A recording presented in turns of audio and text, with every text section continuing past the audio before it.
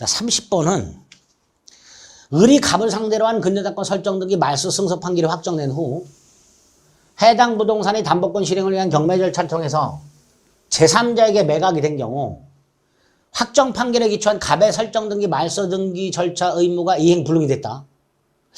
자, 상황이 좀 어렵죠. 무슨 상황인지. 자, 예를 들어서 을 소유 땅이 있었어요.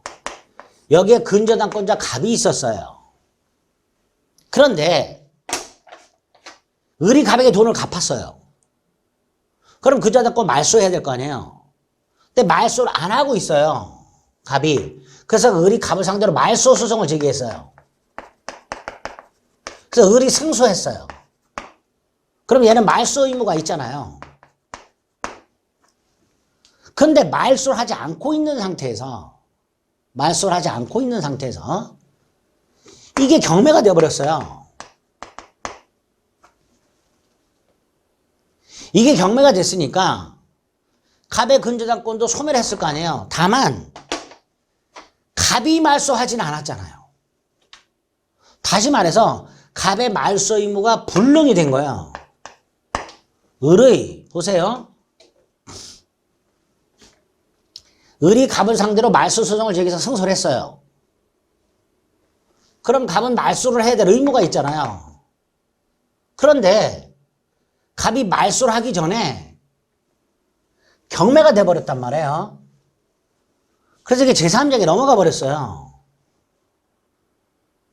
그러면 갑은 을에 대한 말소 의무가 불능이 됐잖아요.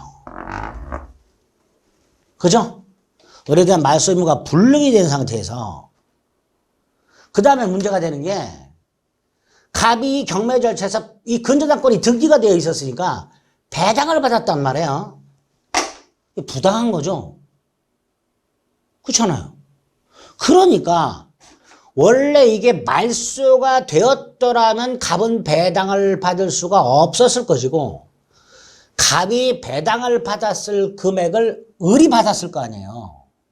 그러니까 그런 갑에게 내놔 청구할 수 있어야죠. 그죠? 그게 30번 내용이 됩니다.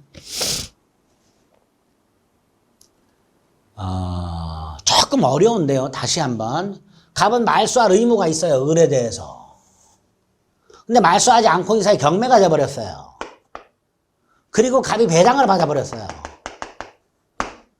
원래대로라면 갑은 말소가 돼서 배당을 받으면 안 되는 거잖아요. 그러니까 을이 갑에게 야, 너 말소 의무 불가능해졌지? 그리고 너 배당 받으면 안 되는 거 받았지?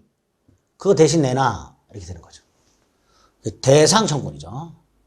을이 갑에 대해서 갑등기 말소 의무가 이행 불능이 됐으니까 대신 네가 받은 배당금을 내놔라. 이렇게 청구할 수 있게 되는 거죠.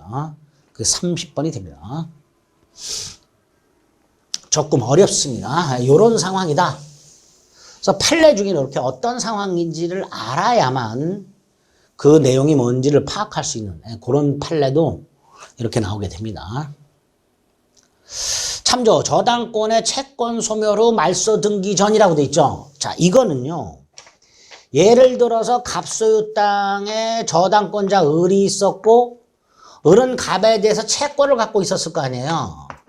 근데 이게 소멸했어요. 그럼 저당권도 소멸하죠. 근데 등기는 아직 말소가 안 되고 있어요. 자, 이 등기 뭐예요? 무효 등기죠. 채권 소멸하면 저당권도 당연히 소멸하게 되고 그 등기는 무효 등기가 되잖아요. 근데 이 상태에서 이게 병에게 넘어간 거예요. 이전 등기. 근데 등기가 무효잖아요. 그리고 등기엔 공신력 인정 안 되잖아요. 따라서 병은 이 저당권 등기가 설령 유효라고 믿었다 하더라도 등기에는 공신력 인정 안 되니까 병은 저당권을 취득할 수가 없다가 되겠죠.